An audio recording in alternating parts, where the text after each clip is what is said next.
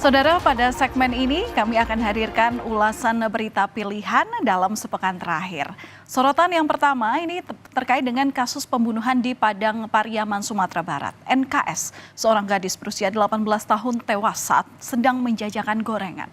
Bernasib malang di saat dirinya tinggal selangkah lagi dalam mewujudkan cita-citanya duduk di bangku kuliah, ia justru malah tewas dibunuh.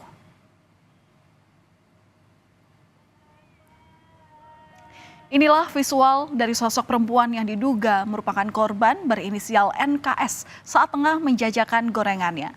CCTV rumah warga juga sempat merekam korban yang tengah menjajakan dagangannya.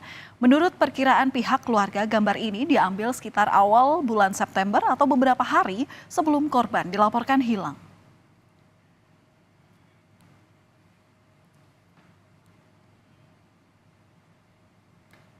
Rutinitas berjualan gorengan ini sudah dilakukan NKS sejak SMP.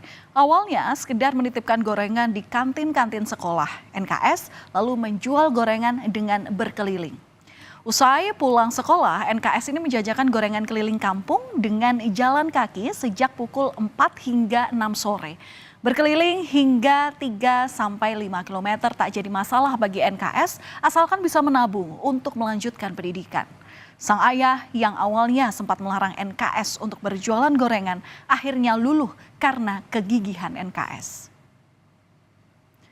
Korban ini dikenal ramah dan baik hati, di mana NKS ini dikenal sebagai murid yang berprestasi. Aktif di ekstrakurikuler pencaksilat, NKS kerap membawa pulang sejumlah medali dan piagam penghargaan. Sejak sekolah dasar, ia selalu mendapatkan ranking di kelasnya sehingga kerap mendapatkan beasiswa.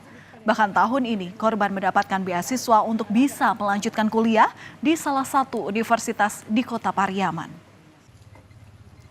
Sebelum ditemukan tewas terkubur, NKS ini sempat dilaporkan hilang oleh keluarganya. Jadi pada hari Jumat di tanggal 6 September, seperti biasa NKS ini berjualan gorengan untuk keliling kampung pada pukul 4 sore. Namun tak seperti biasanya pada pukul 8 malam korban ini justru tak kunjung pulang ke rumah. Warga di sekitar mengaku melihat NKS pada pukul 6 sore. Keluarga pun mulai mencari keberadaan NKS. Namun hingga Sabtu 7 September atau keesokan harinya dini hari, pencarian keluarga tak mendapatkan hasil hingga akhirnya keluarga korban melaporkan kasus ini ke polisi. Setelah dilakukan pencarian secara intensif, korban akhirnya berhasil ditemukan pada Minggu sore. Namun korban NKS ini ditemukan dalam kondisi tak bernyawa dan terkubur di area perkebunan yang hanya berjarak 500 meter dari rumahnya. Gelang korban dan kotak dengan kondisi barang dagangan yang berserakan jadi petunjuk ditemukannya korban.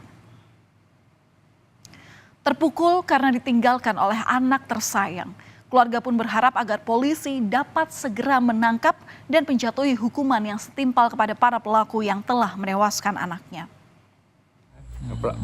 Pelakunya itu aja harapan saya ya, macam mana anak saya diapanya kan ya dihukum lah dia.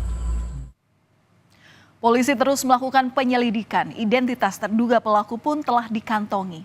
Namun karena pelaku yang licin melarikan diri membuat polisi kesulitan mengejar pelaku. Selain polisi, ada pihak keluarga korban yang mengaku mengenal dengan terduga pelaku.